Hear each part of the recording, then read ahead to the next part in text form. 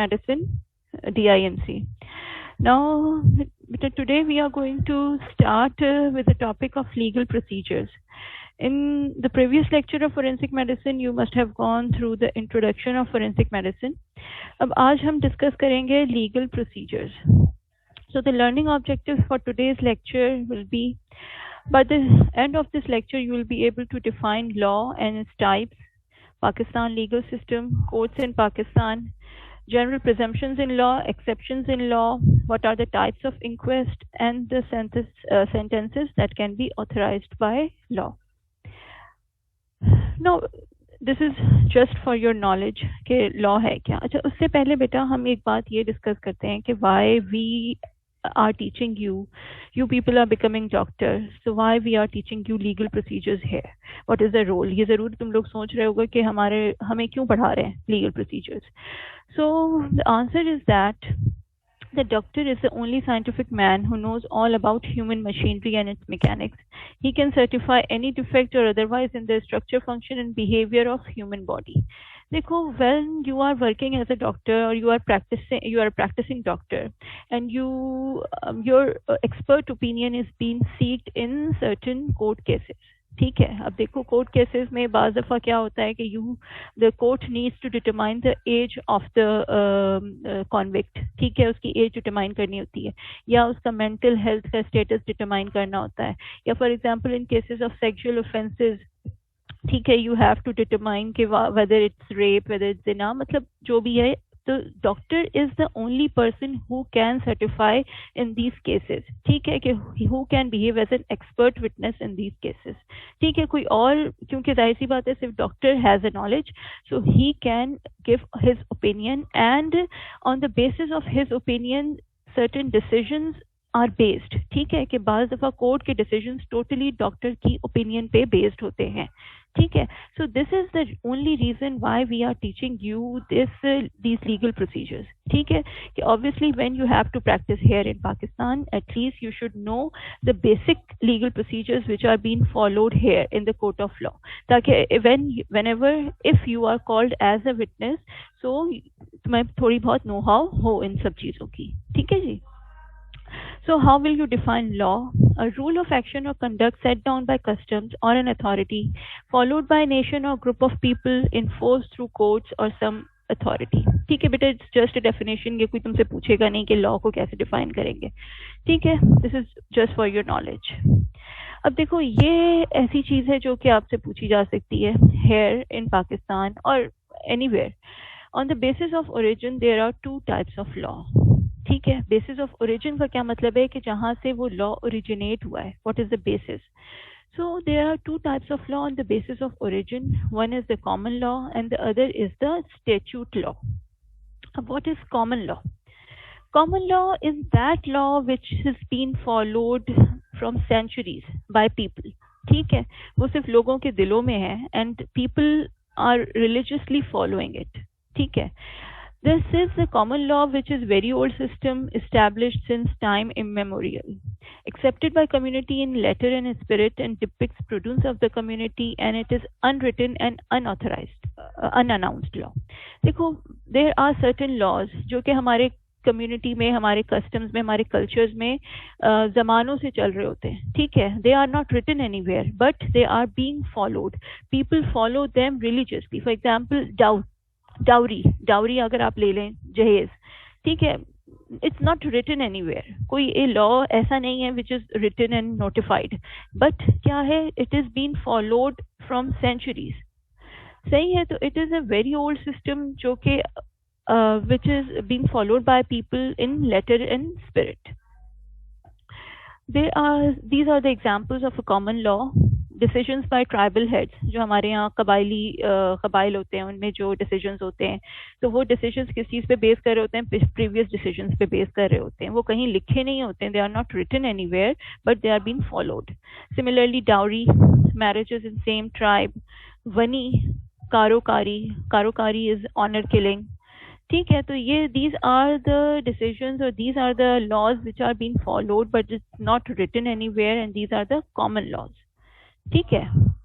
Now the other type of law on the basis of origin is the statute law. अब obviously statute law is opposite from the common law. It is law given by an authorized person or members of a forum. Person and forum varies from country to country. Law is defined and codified in legal books and it is always notified and published. अब देखो हमारे यहाँ statute law is the law which is given by a forum. जैसे हमारे यहाँ क्या होता है कि नेशनल असेंबली है, सेनेट है. यू मस्ट हैव हर्ड, आप टीवी पे देखते होगे न्यूज के ये बिल पास हुआ, ये बिल एक्सेप्ट हो गया, ये बिल रिजेक्ट हो गया. तो ये सब क्या होता है, ये लॉ ही में अमेंडमेंट के लिए ये बिल पास हो रहे होते हैं. So this the law, that is the statute law, it is given by a certain forum, that is the National Assembly or the Senate, and then this law is defined and codified in legal books. It is written, ठीक है, and it is published. Published क्यों होगा? Obviously because for the common people, ठीक है, ताकि हमें पता चल जाए कि उस law में क्या है. ठीक है, तो क्या होता है, this law is written in legal books, it is always notified and published. Then it is accepted by community through force. इसका क्या मतलब है कि it will be the state will make sure that the community will follow that law. ठीक है, वो आपको डंडे के जोर पे वो लॉ फॉलो करना होता है. ठीक है, so statute law is that law which is given by a forum and which is written and which is always notified and published and that is made acceptable by the community through force. ठीक है, force के जरिए उसको accept करवाया जाता है. सही है. Then the other thing is that it is debatable, changeable and amendable. इसका क्या मतलब होता है, यही again I told you कि there are certain bills which are passed in the National Assembly, they may be first उस पे क्या होती है, debate होती है, then maybe amendments can be made or they may be rejected. ठीक है, तो ये law जो होते हैं वो हमेशा debatable होते हैं, changeable होते हैं, amendable होते हैं. Certain changes with the time, certain changes are made in this law, in these law. ठीक है. So the first the type of law is the common law, which is not written, which is not notified, which is just followed in letter spirit by the community. ठीक है. The second is the statute law, which is given by a forum, which is defined and codified, which is notified and published, and then it is made accepted by the community through force. For example, हमारे पास Hudud Ordinance, Dangerous Drug Act, Child Marriage Restraint Act. These are just examples. ठीक है जी. Then there are two types of law on the basis of execution. अभी जो मैंने बताया था, they are classified on the basis of origin. Now on the basis of execution, there are two types of law, civil law and criminal law. अब civil law क्या होता है, जैसे नाम से हो सकता है तुम्हें समझ आ रहा हो बात कि in civil law there are two parties, there is a dispute among two parties and the cases which are tried in civil law, which comes into civil law, they are always compensated by money. ठीक है, उसमें कोई civil law के जो cases होते हैं उनमें punishment और किसी तरीके की नहीं होती सिवाय there is a compensation by money. ठीक है. It resolves disputes among the parties. Complainant जो होता है उसको प्लेंटिफ कहते हैं, अक्यूज्ड जो होता है उसको डिफेंडेंट कहते हैं. Suggest remedies for personal sufferings. Suffer is compensated by money and it is tried in civil courts. ठीक है, अब इसकी एग्जाम्पल क्या हो सकती है सिविल लॉ, किन किन केसेस में सिविल लॉ एप्लीकेबल होता है. Matrimonial cases, divorce cases, inheritance cases, medical negligence cases, occupational industrial जो वर्कमेंस कंपनसेशन होती हैं, लेबर एक्ट्स होते हैं, they all comes into civil law. ठीक है, कि ये सिविल लॉ है, इनमें क्या है कि there is a dispute among two parties and that dispute is been resolved. किसी भी तरह रिजॉल्व हो सकती है बाय कंपनसेशन, यूजुअली कंपनसेशन के फॉर्म में रिजॉल्व होती है वो. ठीक है, तो there is no punishment in civil law. Then the second type of law is the criminal law. अब क्रिमिनल लॉ क्या होता है, state orders the limit of personal conduct to be observed by all citizens. There is total prohibition of an act and inquiry for omission. देखो इस बात का क्या मतलब होता है कि civil law comes into place in that area जहाँ पे कोई ऐसा एक्ट है जिसकी टोटल प्रोहिबिशन है हमारे लॉ में. फॉर एग्जाम्पल मर्डर, या मर्डर बहुत बड़ी चीज हो गई, simple robbery, it is prohibited. ठीक है, so if a person commits a robbery, that act is totally prohibited, so that will come under criminal law and he will be punished for that act. Similarly, inquiry for omission का मतलब ये है कि for example a thing which is made compulsory by the state, कोई चीज ऐसी है जिसको स्टेट ने कंपलसरी किया है लेकिन वो आप नहीं कर रहे हैं, ओमिट कर रहे हैं उसको. For example, you have to take care of your children but you are not taking care of your children, you are then that comes into omission of act. और वो omission की वजह से भी क्या हो सकता है, then again the criminal law can comes into place. जैसे हम कहते हैं ना ये criminal negligence है, ठीक है. So this criminal law comes into place in two conditions: when there is total prohibition of an act or when there is an omission, deliberate omission of an act. ठीक है कि आपको करना है मगर आप नहीं कर रहे हैं वो काम, तब भी ये criminal law comes into place. It is always enforced by punishment, ठीक है जी, and it is tried in criminal courts. अब यहाँ के देखो यहाँ क्या होता है, यहाँ पे ये it is not in the criminal law. जो पार्टीज होती हैं वो दो लोग आपस में, उनका कोई मसला नहीं होता. यहाँ पर जो है वो जो कंप्लेन पार्टी है वो स्टेट होता है, स्टेट आपके खिलाफ मुकदमा लड़ रहा होता है, ठीक है. Here the state becomes the complainant party or the prosecution side and accused is the defensive side, ठीक है. अब एग्जाम्पल्स इसमें आप कह लें injuries causing hurt, murder, killing, जिना, rape, sexual offences, money laundering, cyber crime, they all are tried under criminal law, ठीक है. Now crime. अब how will you define crime? होता क्या है crime? Any social harm defined and made punishable by law. ठीक है, any social harm which is defined and made punishable by law, that will be defined as a crime. अब देखो ingredients of crime. ये याद रखना, ये बहुत पूछा जाता है usually in questions में भी और BCQs में भी. What are ingredients of crime? ठीक है. There are two ingredients of crime: mens rea and actus reus. What do you mean by mens rea? Mens rea means evil intent and actus reus means wrong decision, wrong action, sorry, ठीक है. अब mens rea में आपकी mind involve होती है और actus reus में role of body involve होती है. अब देखो बेटा क्या मतलब है ingredients of crime का, कि अगर ये दोनों ingredient present होंगे then you will consider any act to be a crime, ठीक है. क्या मतलब है कि अगर रॉन्ग एक्शन है लेकिन उसकी लीगल कोई जो है उसकी कोई इविल इंटेंट नहीं थी, ठीक है, तो वो क्या होगा, वो क्राइम नहीं होगा, वो एक एक्सीडेंट होगा, ठीक है. कि अगर रॉन्ग एक्शन है लेकिन उसकी इंटेंशन बुरी नहीं थी. सिमिलरली अगर खाली इंटेंशन है बुरी लेकिन उसने कोई रॉन्ग एक्शन नहीं किया है, then again it will not be considered as a crime, ठीक है. सो क्या है कि ये दोनों इंग्रेडिएंट्स प्रेजेंट होंगे then the act will be considered as a crime. Mens rea, that is evil intent. Actus reus, that is wrong decision. ठीक है. Now criminal procedures. अब criminal procedures क्या हैं कि these are the procedures which are being followed in the court of law whenever a case is being tried there. ठीक है, कोई case tried होता है तो ये procedures को आप जहन में रखते हैं. They are based on general presumptions and general exceptions. अब general presumptions क्या है? Presumption का मतलब ये होता है कि ऐसी चीज जिसको आपने presume कर लिया जो आपके लिए मतलब बिल्कुल acceptable है. अब general presumptions होती हैं every person is sane and responsible for her action. Every person is innocent until proven guilty. देखो ये दो general presumptions हैं.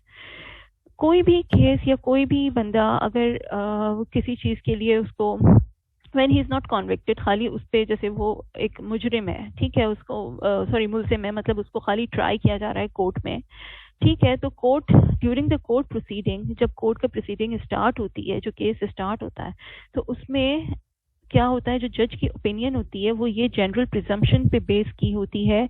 Every person is Sen. वो उसी वक्त उसको गिल्टी नहीं मान लेता, ठीक है. उसके दिमाग में क्या होगा कि every person is sane and responsible for is और हर action and every person is innocent until proven guilty, ठीक है. तो ये जनरल प्रिजम्पशन है.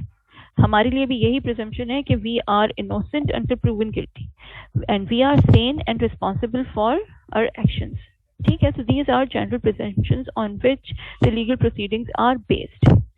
At the conclusion of a proceeding, if court finds any reasonable doubt about the allegation, the case shall be resolved in favor of accused. ठीक है जी.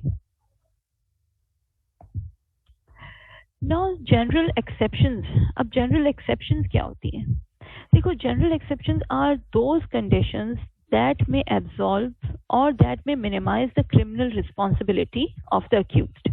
ऐसी conditions जो या तो उसकी गिल्ट को एब्जॉल्व कर दें कम्प्लीटली या मिनिमाइज कर दें उसकी क्रिमिनल रिस्पॉन्सिबिलिटी को.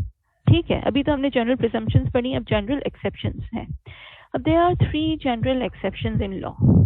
ठीक है, देखो अब क्या मतलब है इस बात का कि अगर केस में आपके पास कोई if a person is brought in the court of law, if accused is brought in the court of law, so the court will think that he is sane and he is responsible for his or her action. ठीक है, लेकिन क्या है, there are 3 conditions which are known as general exceptions in law, and if those conditions are present तो उसमें फिर क्या हो सकता है, उसकी criminal responsibility absolve हो सकती है या minimize हो सकती है. ठीक है, अब वो 3 conditions क्या है, immaturity, insanity and intoxication. ठीक है, अच्छा अब देखो यहाँ पे ये एक्सेप्शंस पढ़ाने की जो बात मैंने शुरू में की, फोरेंसिक हम क्यों पढ़ा रहे हैं, तो ये जो तीनों कंडीशंस हैं which are applicable here, exceptions, ये कौन डिटरमाइन कर सकता है, एक डॉक्टर ही डिटरमाइन कर सकता है कि उस जो अक्यूज्ड है उसकी एज क्या है, whether he is mature or immature. एक डॉक्टर ही डिटरमाइन कर सकता है वेदर ही इज सेन और इनसेन, और एक डॉक्टर ही उसकी मेंटल स्टेटस को भी असेस कर सकता है. ठीक है, so here comes the role of a doctor in general exceptions.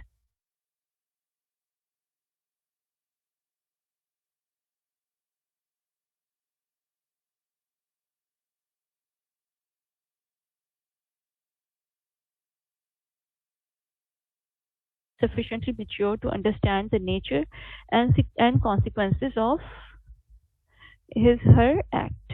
But are you able to hear me? Immaturity. अच्छा, अब देखो इमेच्योरिटी में क्या है कि ये हम जो बात कर रहे हैं, we are talking about Pakistan. ठीक है, हम पाकिस्तान की बात कर रहे हैं. Child below 7 year total exemption. ठीक है, child between 7 to 12 years conditional exemption, and child between 12 to 18 years partial exemption. ठीक है जी, अब इसका क्या मतलब है, चाइल्ड बिलो 7 ईयर से अगर छोटा बच्चा है कोई, ठीक है, तो उसमें whatever he has committed, कोई भी क्राइम वो कमिट करेगा, but he is totally exempted from his act, उस पर कोई भी पनिशमेंट नहीं होगी, he is totally exempted below 7 years. ठीक है जी, लेकिन if a child age of a child is between 7 12 years तो कंडीशनल एग्जेम्पशन होती है. अब कंडीशनल एग्जेम्पशन का क्या मतलब है कि द कोर्ट विल डिसाइड कि वेदर उसकी इतनी इमेच्योरिटी थी कि नहीं थी कि that he understand the nature and the consequences of his her act. ठीक है, तो वो जो है वो क्या होता है कि वो कंडीशनल एग्जेम्पशन होती है which the court will decide. उस मतलब हर केस में वो डिफरेंट होती है. ठीक है, कि वो असेस करता है कोर्ट कि भाई ये whether the child was able, whether he was capable to commit the crime, whether he understand the nature of his act, या उसको कॉन्सिक्वेंसेस का पता था कि नहीं पता था. ठीक है, तो वो कंडीशनल एग्जेम्पशन होगी, उसकी बेसिस पे उसकी पनिशमेंट डिसाइड होगी. ठीक है, then the child, if the child is between 12 to 18 years, ठीक है, तो वो पार्शियल एग्जेम्पशन होती है. पार्शियल एग्जेम्पशन का ये मतलब होता है कि उसको पनिशमेंट तो मिलेगी बट पार्शियल. ठीक है, पार्शियल यानी कि उसकी punishment will be reduced, minimise criminal responsibility. ठीक है, तो पार्शियल एग्जेम्पशन में पनिशमेंट तो होगी बट क्या होगी, पार्शियल होगी. सही है, if a child is between 12 to 18 years उसे हम जुवेनाइल ऑफेंडर भी कहते हैं. ठीक है, सो ये एजेस याद रखना कि मिनिमम जो हमारे पास पाकिस्तान में एज है वो 7 ईयर्स है. 7 ईयर्स से छोटा बच्चा होता है तो वो टोटली एग्जेम्प्टेड होता है. 7 to 12 ईयर्स में वो कंडीशनल एग्जेम्पशन होती है, 12 to 18 ईयर्स. अच्छा, पाकिस्तान में अगर देखा जाए तो पूरी दुनिया में ये मिनिमम तरीन एज है क्रिमिनल रिस्पॉन्सिबिलिटी की, 7 ईयर्स. कहीं दुनिया में इतनी कम एज पे क्रिमिनल रिस्पॉन्सिबिलिटी नहीं होती है. हमारे लॉ में है कि 7 ईयर्स पे हम बच्चे को हम रिस्पॉन्सिबल कर सकते हैं. ठीक है, लेकिन ज़्यादातर in different countries age for minimum criminal responsibility is 12 years. ठीक है, पाकिस्तान इज दैट कंट्री जहाँ पे सबसे मिनिमम ये एज है कि 7 ईयर्स पे कंडीशनल एग्जेम्पशन होती है. ठीक है बेटा, ये तस्वीर मैंने लगाई थी, if you people remember that it was a very famous case few years back, शायद 5-6 साल पहले का केस है. that the person was named Shahrukh Jatoi and उसके साथ एक he was convicted in a murder case. But इसने क्या प्ली ये थी कि age, that he is a juvenile offender, he is not 18 years of age, so he is exempted from capital punishment. capital punishment का क्या मतलब होता है? death sentence. तो इसने ये प्ली डाली थी कि हमें death sentence ना दी जाए because he is not 18 years of age. ठीक है, तो उस पर फिर क्या हुआ था? here comes the role of a doctor. हमारे पास से लोगों को बुलाया गया था, डॉक्टर्स की एक पूरी टीम थी, and they decided whether he is 18 or not, and whether he comes into as a juvenile offender or whether he is an adult and criminally responsible for his action. ठीक है, तो ये हुआ था few years back. So I would just want to tell you कि here comes the role of a doctor, कि आपका role इस जगह पर आता है कि जहां अपने आपके डिसीजंस पे पूरे कोर्ट के डिसीजंस डिपेंड कर रहे होते हैं या आपकी ओपिनियन पे. ठीक है. Then the second exception is insanity. Insanity में भी देखो क्या होता है. Insanity में there are again 3 conditions. Insanity में भी 3 conditions होती हैं. The first condition is unfit to plead. Unfit to plead का क्या मतलब होता है कि the person was sane at the time of commission of crime. वो बिल्कुल normal है. ठीक है, he was sane at the time of commission of crime but subsequently become insane. Solution इसका ये होता है कि court proceedings suspended till sanity is restored. In this condition, unfit to plead वाली condition में क्या होता है कि court proceedings will remain suspended till the sanity is restored. Now in insanity the second condition will be guilty but insane. अब क्या है इसमें? Defendant is totally insane eight the time of commission of criminal act and subsequently. अब ये है तो उसने जो है वो क्राइम कमिट तो किया है but he is totally insane. He does not know the nature and the consequences of his act. ठीक है, तो क्या हो सकता है इसके सॉल्यूशन क्या होता है? Completely absorbed from his guilt. मतलब वहां पे उसकी कोई क्रिमिनल रिस्पॉन्सिबिलिटी नहीं होती. ठीक है, पहले वाली कंडीशन क्या थी? पहली कंडीशन थी unfit to plead. Commission of crime के वक्त वो सेन है but subsequently become insane. Guilty but insane. Defendant is totally insane at the time of commission of act and then subsequently. Solution is absolved from his guilt. Then the third condition is diminished responsibility. Guilty is not totally insane but lost his control of mind temporarily due to circumstances. Solution क्या है? Gravity of punishment is reduced. ठीक है, अब यहाँ पर भी बेटा ये बात होती है कि guilty is not insane नहीं है, he is normal but he lost control of his mind temporarily due to circumstances. But यहाँ पर here comes again the role of a doctor that you have to prove कि उस time पे he was not acting normally. ठीक है, वो जो eight the time of commission of crime वो अपने सेंसेस में नहीं था, ये चीज प्रूव करनी जरूरी होती है टू एब्सॉल्व हिम और फ्रॉम हिज गिल्ट या उसकी पनिशमेंट को रिड्यूस करने के लिए. ठीक है, बट हाँ ऑब्वियसली नोबडी विल, कोई भी ये कह सकता है ना कि भाई मैं तो अपने सेंसेस में नहीं था. ठीक है, तो इस चीज को फिर वही बात आ जाती है, कंडीशनल एग्जेम्पशन होगी कि he will be assessed, his condition will be assessed and the doctor will give his opinion कि whether he was in his senses at the time of commission of crime और not.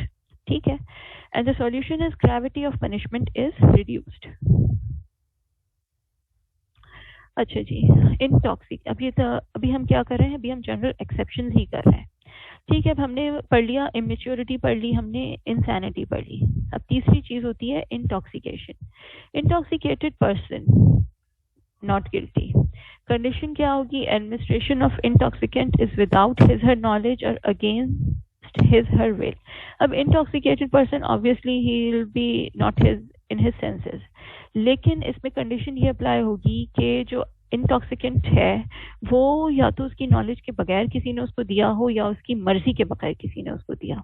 ठीक है, without his her knowledge और against his her will. And the solution will B if the person is intoxicated और ये prove हो जाता है कि वो जो इंटॉक्सिकेंट है वो उसको किसी ने दिया है. So he will be, the solution will be he will be absolved from his guilt. ठीक है, he will be given a chit of non guilty. ठीक है,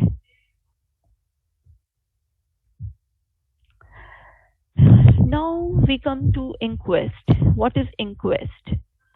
The inquest, the dictionary meaning is inquiry and the understanding is that the legal investigation. जो legal investigations हो रही होती हैं उसे हम कहते हैं इंक्वेस्ट डेफिनेशन है investigation in unexplained, unexpected, unnatural, suspicious death by an authority, that is known as inquest.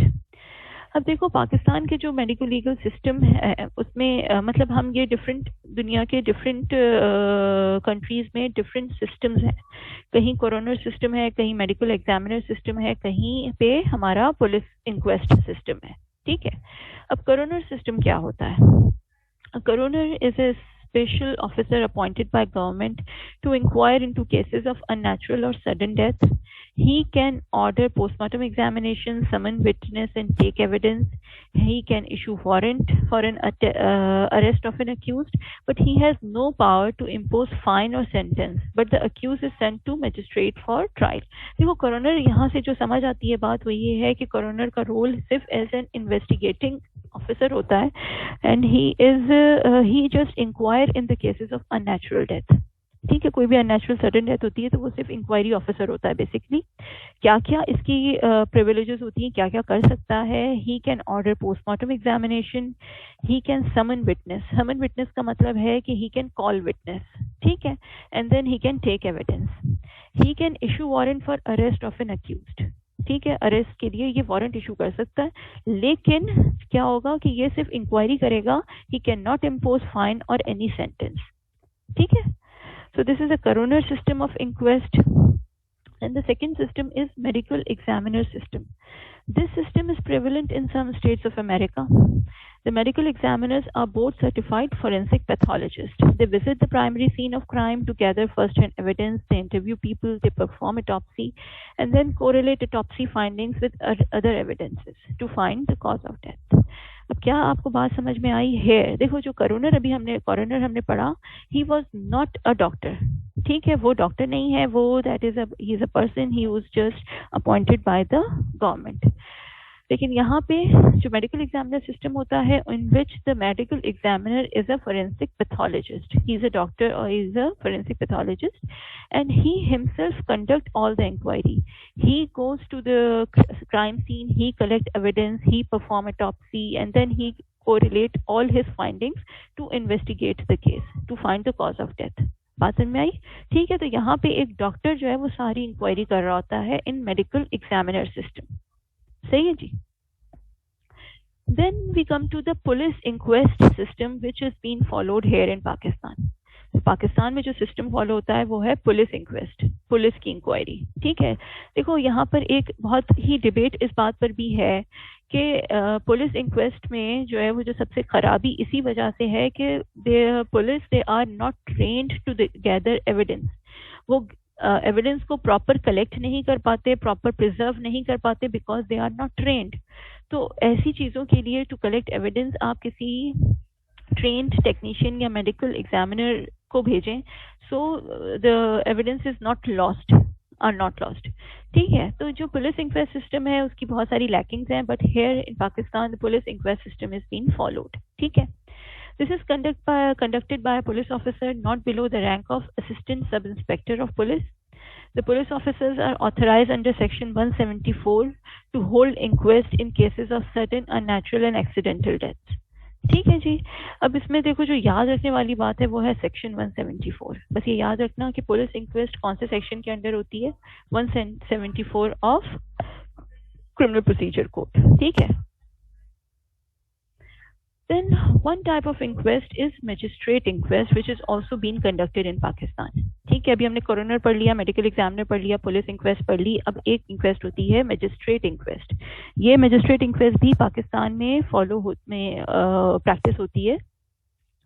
This is an inquest conducted by a magistrate in certain cases of unnatural death where it is suspected that the police are in some way or the other responsible for the death of an individual. समझ आ गई होगी बात पढ़कर ही। ठीक है, कि जहाँ पे पुलिस की इन्वॉल्वमेंट होगी, in that condition the inquest will be conducted by magistrate. ठीक है, तो वो मैजिस्ट्रेट इंक्वेस्ट कहलाती है। किन किन कंडीशंस में होगी? Death of a convict in jail और mental hospital, death of person in police custody, death of person during police inquiry, death as a result of police firing and exhumation cases.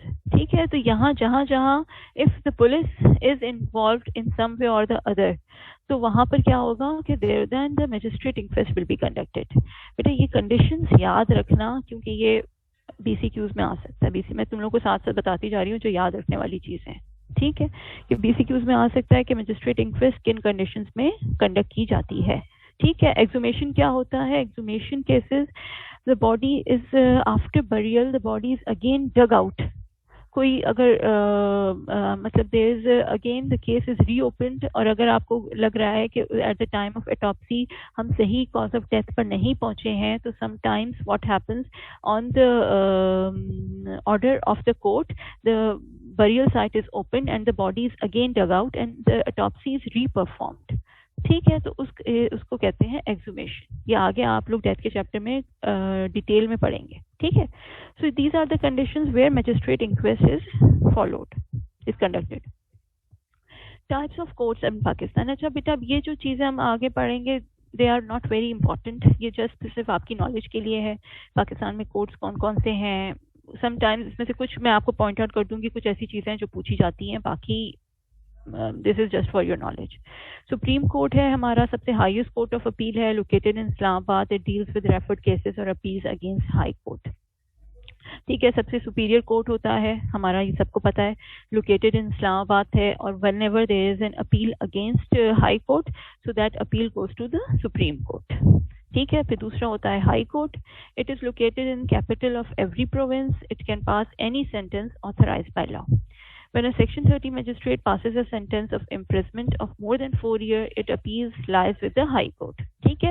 मतलब यहाँ पर Section 30 magistrate, अभी हम आगे discuss करते हैं, तो अगर बहरहाल उसने जो एक कोई भी सेंटेंस पास की हो which is more than 4 years, तो उसकी अपील जाती है हाई कोर्ट में, ठीक है। High court is situated in the capital of every province and it can pass any sentence which is authorised by law.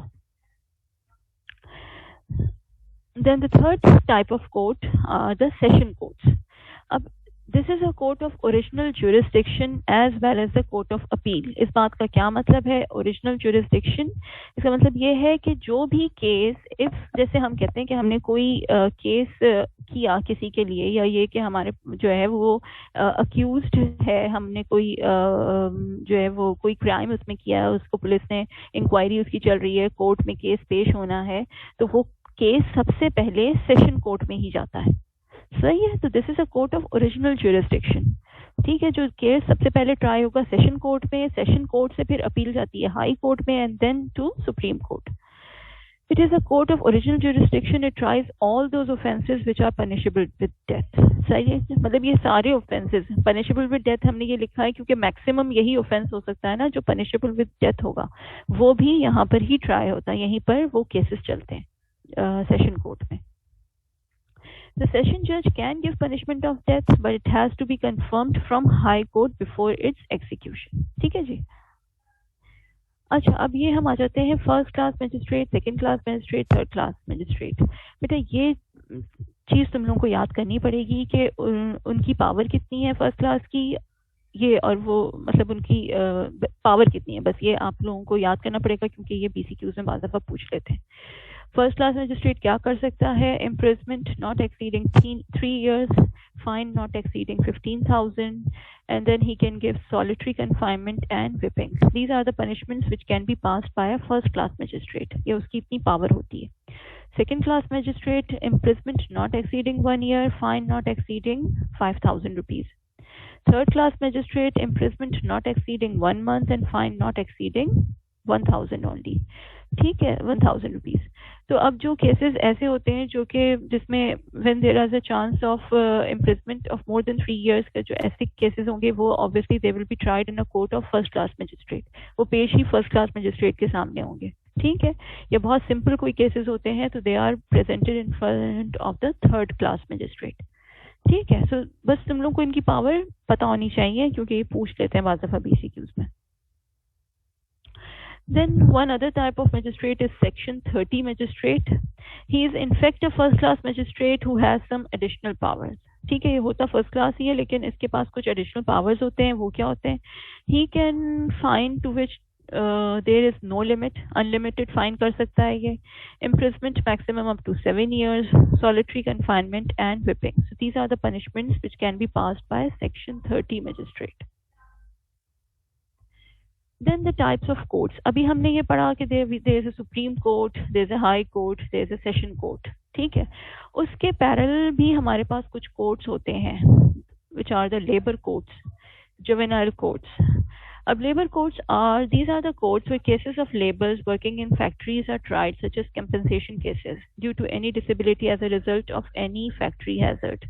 ठीक है, जो वर्कमैन कंपनसेशन एक्ट है एक हमारे पास पाकिस्तान में, there is an act about the workman compensation, ठीक है। तो उसकी बेसिस पे जो केसेस होते हैं, any disability which occurs as a result of factory accident और फैक्ट्री हैजर्ड्स, ठीक है। तो जो वर्कमैन कंपनसेशन के केसेस होते हैं they are tried in labour courts. Then the other court is a juvenile court. अब देखो, अभी मैंने पीछे डिस्कस किया था कि देयर आर जुवेनाइल ऑफेंडर्स। क्या होते हैं juvenile offenders? Children between the age of 12 to 18 years are juvenile offenders and they are partially exempted. तो उनके जो केसेस होते हैं they are tried in the juvenile courts. Usually ladies preside over juvenile courts and try juvenile offenders. Juvenile are children below 18 years of age. They are tried under Children Act. अच्छा, अब होता क्या है कि they are kept in reformatory jail up to 18 years और sent to vocational training और rehab centres. क्या होता है उनकी, या तो एक अलग जेल होती है उनकी, या they are sent to vocational training और rehab centres. Juveniles are not sentence to capital punishment. ये भी मैंने भी तुम्हें पीछे बताया था कि जुवेनाइल जो बिलो 18 years होते हैं तो उनको कैपिटल पनिशमेंट यानी कि डेथ सेंटेंस नहीं दिया जाता, ठीक है। So there are parallel types of courts, इनमें लेबर कोर्ट है हमारे पास, जुवेनाइल कोर्ट्स हैं। Then these are the sentences which are authorized by law in Pakistan. Pakistan में लॉ में कौन कौन से sentences या कौन कौन सी punishments होती हैं। सबसे सुपीरियर पनिशमेंट है कैपिटल पनिशमेंट यानी कि डेथ बाय हैंगिंग। उसके अलावा इम्प्रिजमेंट हो सकती है। इम्प्रिजमेंट में there may be a life imprisonment and imprisonment for specific period of time. फिर इम्प्रिजमेंट दो तरीके की हो सकती है, it may be simple imprisonment और इट मे बी रिगरस, ठीक है। कैद बा मुशक्कत, नाम सुना होगा, फिल्मों में भी सुना होगा, कैद बा मुशक्कत। तो वो क्या होती है? इम्प्रिजमेंट, रिगरस इम्प्रिजमेंट, ठीक है। So imprisonment can be life, can be for a specific period, it may be simple or it may be rigorous. Then other sentences may be fine, money, compensation with money, forfeiture of property and detention till the rise of court. अच्छा बेटा, ये बात याद रखना, यहाँ पर जो एक चीज याद रखने वाली है, detention till the rights of court का क्या मतलब है कि the accused will be detained in the court for 1 day. He will remain there, जैसे बच्चों की डिटेंशन नहीं होती उसी तरीके से the accused he will be asked to stay till that court proceedings continue for that day. जब तक वो केस की कोर्ट की प्रोसीडिंग्स उस दिन की शाम 5-6 बजे तक चलती रहेंगी, so that accused will be detained in the court. ये मिनिमम पनिशमेंट होती है, ठीक है। किसी भी केस की मिनिमम तरीन पनिशमेंट होती है detention till the rise of court, ठीक है। तो ये याद रखना, ये भी बात बीसीक्यूज में पूछ सकते हैं कि minimum punishment which can be sentenced by a court of law, तो क्या होगी? Detention till the rise of court. फिर there are certain punishments which come under Hudood ordinance and Zina ordinance. देखो, ये जो है वो पैरेलल हमारे पास कुछ लॉज चल रहे हैं जो कि इस्लामिक लॉज हैं, ठीक है। हमारे पास वैसे तो हम CPC Pakistan criminal procedure code को ही मानते हैं, लेकिन there are certain parallel laws which are been practice in Pakistan. उसमें एक हुदूद ऑर्डिनेंस है, ठीक है। तो उसके हिसाब से जो आपकी पनिशमेंट बनती है वो है for sexual offences stoning till death और 100 स्ट्राइप्स, 100 कोड़े। For theft there will be cutting off hands and for dacoit amputation of right hand from wrist and left foot from ankle, ठीक है। तो पाकिस्तान में तो मगर ये बेटा ये चीजें प्रैक्टिस नहीं होती, बट बाज कंट्रीज में they follow these Islamic laws, ठीक है। जैसे सऊदी अरब में आप कह सकते हैं, वहाँ पे हमने सुना है, देखा तो नहीं है, ठीक है, लेकिन वहाँ पे ये वाले लॉज फॉलो होते हैं। पाकिस्तान में तो ये अभी प्रैक्टिसिंग में नहीं होते हुदूद ऑर्डिनेंस के लॉज, ठीक है। लेकिन ये there are certain punishments which are mentioned. So that's it for the lecture of legal procedure, ठीक है। अब there is a quiz। अब obviously अच्छा, आप chat on कर दीजिए।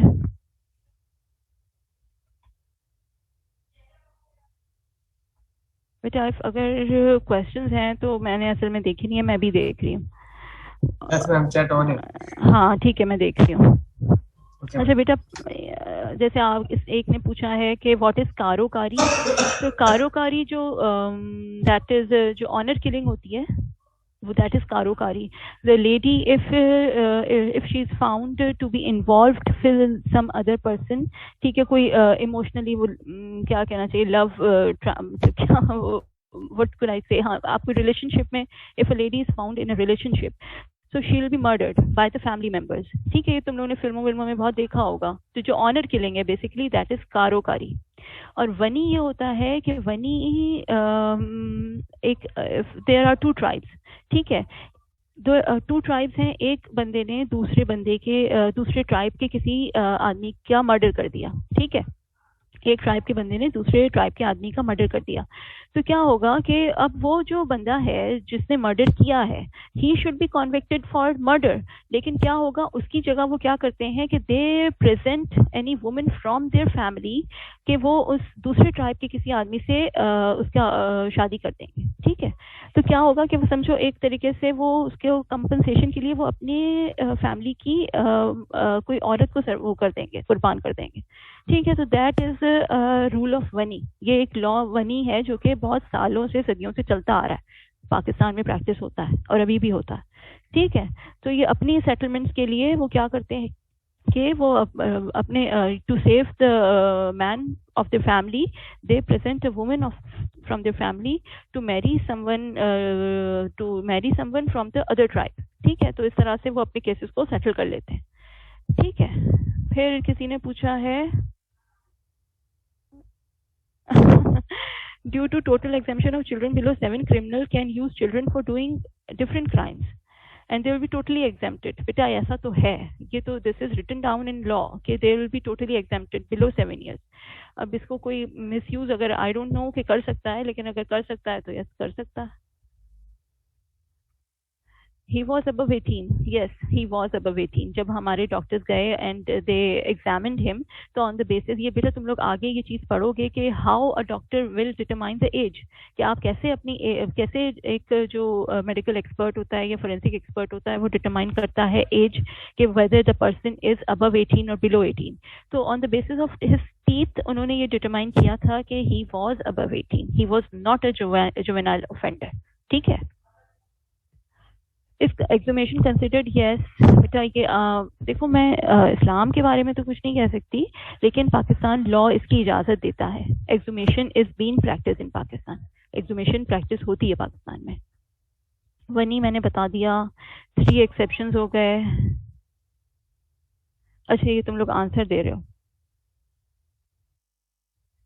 अच्छा madam, how a person is, if the person is faking to be sane, बेटा ये चीज़ भी हम लोग आगे फॉरेंसिक साइकेट्री का पूरा लेक्चर करते हैं, उसमें हम बहुत सारी चीज़ें डिस्कस करेंगे कि आप कैसे डिटेक्ट कर सकते हैं कि the person is true insane और फॉल्स इनसेन, वो पूरा हम डिस्कस करते हैं, ठीक है। तो यू विल बी टॉट कि आप कैसे डिटेक्ट कर सकते हैं कि वो ट्रू इंसैनिटी है या फॉल्स इंसैनिटी है।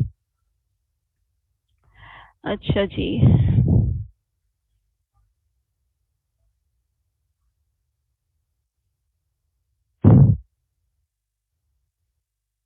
अच्छा जी ठीक है।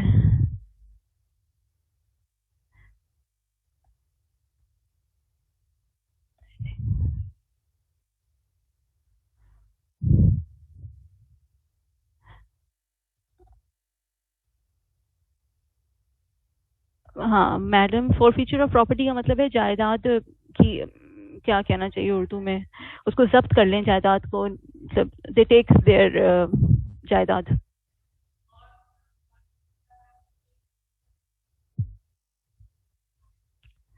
अच्छा चलो ठीक है, ये तो आप तुम लोग आंसर कर रहे हो। इसके अलावा 2 मैंने क्वेश्चंस और डाले थे। Magistrate inquest is conducted. अब देखो बेटा, मैं ये सिर्फ तुम लोगों को एक एग्जांपल दे रही हूँ कि इस तरह का बीसीक्यू आ सकता है, ठीक है, कि मैजिस्ट्रेट इंक्वेस्ट हम कब कंडक्ट कर रहे होते हैं। How would we determine the intention of the crime.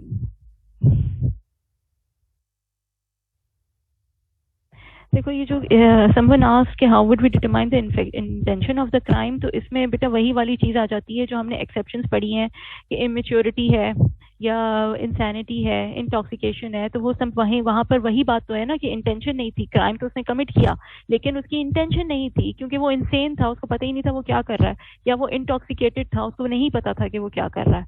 तो हेयर कम्स द इंटेंशन। इस तरह से तो आप इंटेंशन उसकी डिटरमाइन कर सकते हो ना कि whether he perform that act with intention और विदाउट इंटेंशन। ठीक है, I think he was given capital punishment. I don't know what happened to his case. There was दोबारा से उसको रीओपन किया था लेकिन कुछ नहीं हुआ। अच्छा, detention till rise of court. Someone asked me कि detention till rise of court का क्या मतलब होता है। देखो, detention till rise of court का मतलब है कि वो इफ द पर्सन, उसकी कोई बहुत ही मिनिमम जो है वो पनिशमेंट कोर्ट ने देनी है, मगर पनिशमेंट देनी है, बहुत मिनिमम देनी है मगर देनी है, तो वो क्या करेगा, the court will ask him to stay in that court room. उस कोर्ट रूम जहां रूम में वो केस चल रहा है, he will ask that accuse to stay in the court room till the court proceedings continue for that day. उस दिन की शाम तक जब तक कोर्ट प्रोसीडिंग चल रही है, वो जज वहां बैठा हुआ है और वो डिफरेंट केसेस सुन रहा है, ठीक है, तो जब तक वो प्रोसीडिंग चलेंगी, चाहे 5 बजे, चाहे 6 बजे, चाहे 7 बजे, वो अक्यूज जो है वो वहां पे कोर्ट में बैठा रहेगा बस। मतलब डिटेंशन होगी उसकी खाली वहां पे, ठीक है, वो वहां बैठा रहेगा। ठीक है, तो ये this is the minimum punishment which can be given to a person, to a accused. ठीक है, detention till the rise of court. अच्छा, एक सवाल और था। हाँ, ये देखो, ये पढ़ लो बेटा, फिर बस देन दैट्स इट।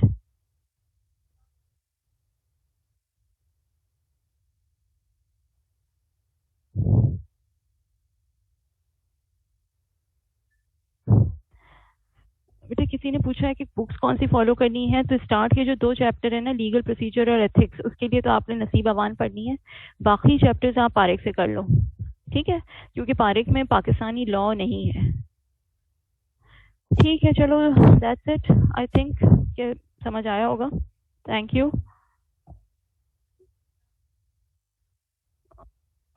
ओके, मैं लीव कर दूं meeting? Thank yes you. Ma'am, अस्सलाम वालेकुम। लेक्चर एंड कर दूं? हाँ, एंड कर दो। Thank you. ओके।